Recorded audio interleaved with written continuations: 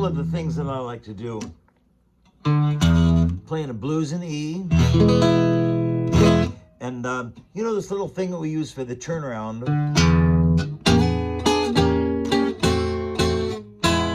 Well, if you look at that, really, it's the major third, the flat 7, the perfect 5th of E.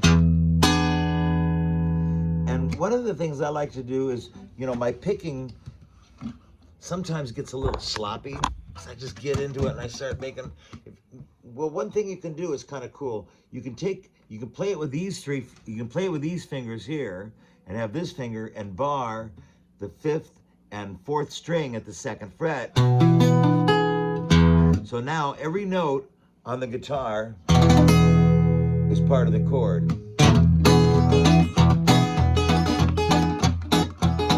So however you finger pick yourself, or if you play with a flat pick, or, you know, whatever you're doing. Like I'm trying to do a thing where I'm going boom, bap, boom, bap, boom, bap, boom, ba-dap, boom, bap, boom, ba-dap, boom, bap.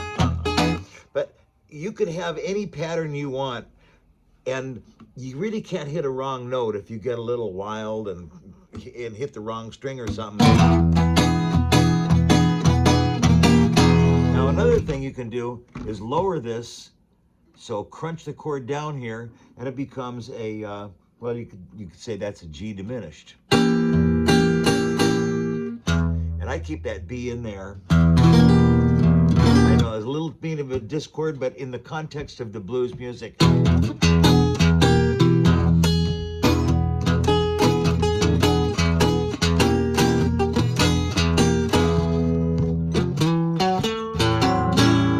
To do this little, I'm in A now, and I'm going to hit the perfect 5th, 6th octave. And the key to this lick is keep that finger right where it is, because you just bring that over there, and you're ending up on the flat 7 and a 3 of an A7 chord.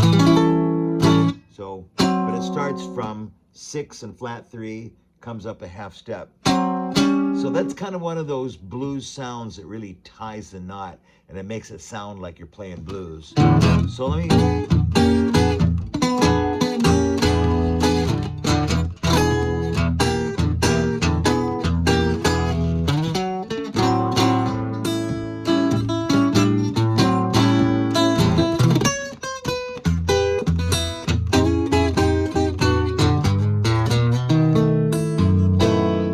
regular B7 chord here, and a lot of times in the context of just what's going on here, I'm too lazy to put my pinky finger down there. I can get to that little triangle shape real quickly and get done what I need to get done, because you're going to move to an A very quickly. And of course, we can always walk into that B from the open A string. And when I do that, I try to do it with my middle finger or first finger. So when you get up to that B, that 2nd fret, you're all set up, okay?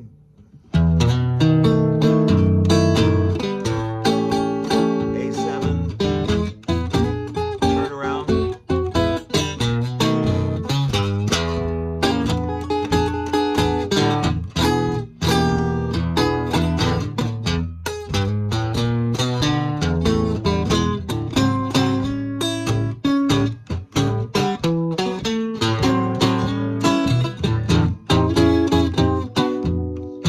Doing that a lot. Think of this, remember this chord right here? I said that's the major third, like do, re, mi. It's a 3rd note of the E major scale, just as a reference. And I'm going to hit the 3rd, and then it's just like a diagonal line, and you're playing the 3rd, the root, and C sharp, which is the 6th relative to E. So it sounds a little country-ish, steel guitarish, and you can lower it a whole step, and now it becomes the 9th, flat 7, and the 5th.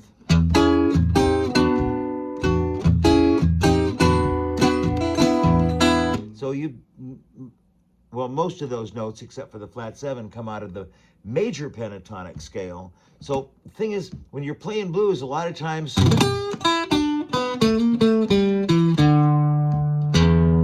playing minor pentatonic, but you can mix major pentatonic with it. So, and it's kind of a refreshing sound to get this more pretty sound.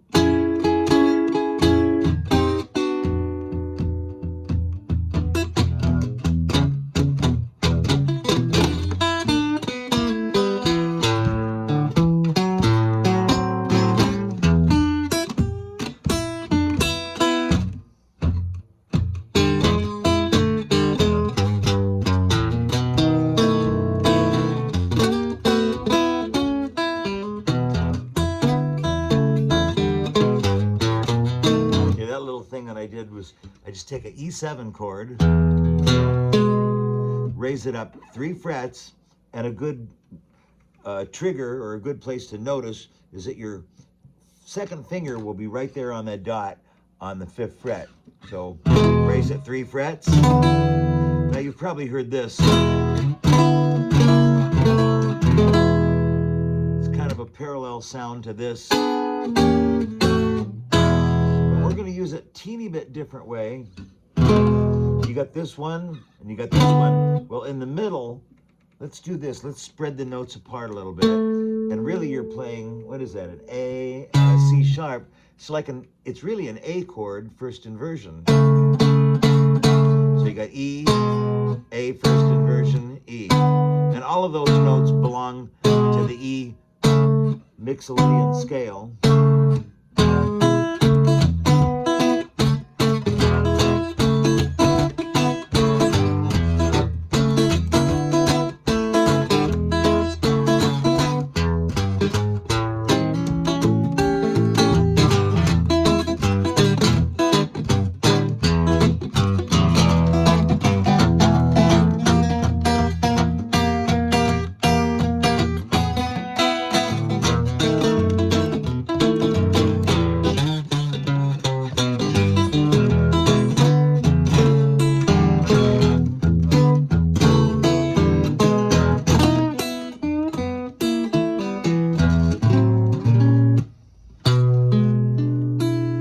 Another thing that a lot of blues guitar players do,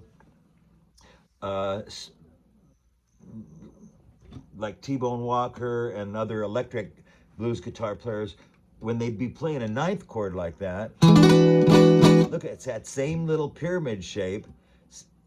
There's a lot you can do with this. I just can't go into all of it right now. When you play a 9th chord, I'm up at the 7th fret, so that note is the root of the chord. A, B, C, D, E. So that's an E7 or an E9 chord, right? They'll take their second finger off the root and put it right there on that 6th string, which is a B, which is actually the perfect 5th of that chord. So we could call that a non-root chord. And if you're expecting to hear E, you don't need to be playing the root all the time.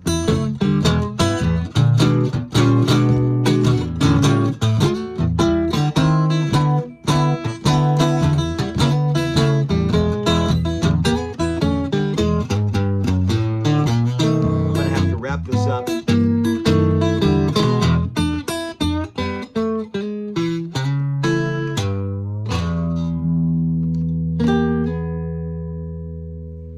Until next time.